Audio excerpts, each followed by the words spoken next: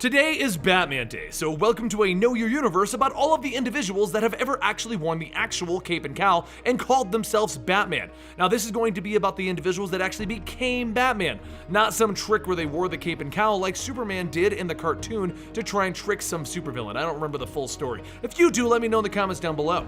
Now starting off with Bruce Wayne, I'm sure any fan of Batman knows this one. He is the Batman in most of the movies, video games, comic books, and basically all throughout the history of Batman.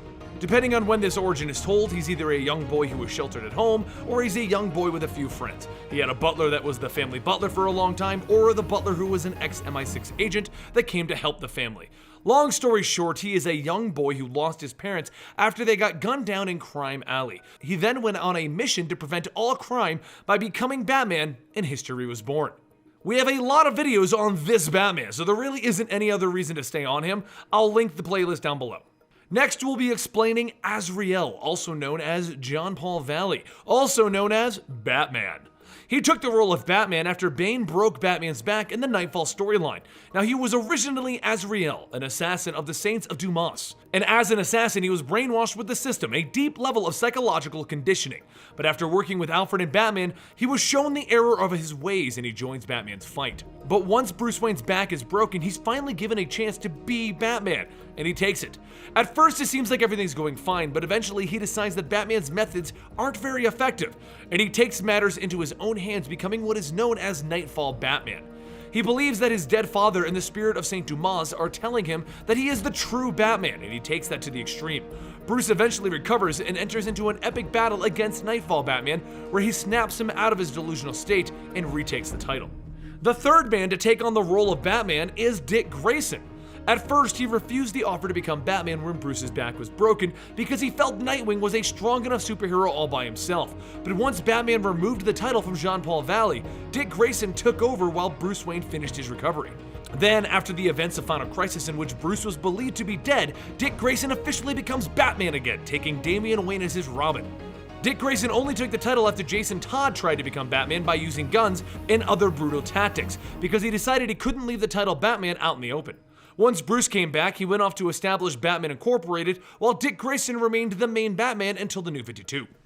Now, other people have called themselves Batman here and there. First up is Jason Todd. When Bruce Wayne supposedly died in Final Crisis and Dick Grayson didn't want to take the title of Batman, Jason Todd took it himself. He went on to kill, maim, and torture criminals, and every crime that he stopped, he would pin a note on the victims claiming that he was the one and only true Batman. Next up is Tim Drake, because he's been shown to be a possible future Batman in various Teen Titans books. Damian Wayne has also been shown to become a future Batman in the books. And now Terry McGinnis is another possibility for a future Batman that originally came out of the TV show Batman Beyond. In the show, he stumbles across an elderly Bruce Wayne and gets trained to be the future Batman. It is later revealed that he is actually a genetic clone of Bruce Wayne, and that is why he is such a good Batman. In the comics, Terry McGinnis was first introduced as an infant when Damian Wayne saved him. Decades after Damian saved him, he becomes a mentor to McGinnis, teaching him how to become the new Dark Knight. And lastly, there was a period where Black Mask wore the outfit and he committed crimes in the Batman costume to try and get the police to chase Batman. It was a story arc that didn't last very long, but he did officially put it on and say, "I'm Batman." Now, those are the canon depictions of who actually got to be Batman, but there's actually more throughout the multiverse, and we'll mention a few because the list is massive, and the lists that I did find weren't even complete because I had to add in a few that I know off the top of my head. Now keep in mind, these multiverse world numbers aren't accurate any longer because the New 52 changed all the numbers around, but I'm gonna go with their original world listings. Now, Owlman is the antimatter universe version of Batman and is a supervillain. There's also an Owlman on Earth 3 that is a member of the Crime Society of America. On Earth 8, we got a Bat Soldier working for the Monarch. In Tangent Comics, Batman is nothing more than a knight that worked for King Arthur and was found to be sinful. So in order to atone for his sins, his soul resides in his suit of armor. On Earth 10, he is a Nazi enforcer going by the name Leatherwing. On Earth 11, the gender roles have been reversed and Batman is actually Batwoman. Earth 12 is where the Batman Beyond TV show exists, and this is where Terry McGinnis is currently Batman. Earth 15 is where Jason Todd officially took over as Batman, but this world was destroyed by Superboy Prime. Earth 16 is where Damian Wayne is officially Batman. Earth 17 is destroyed by radiation, and this Batman is wearing a radiation suit and armor.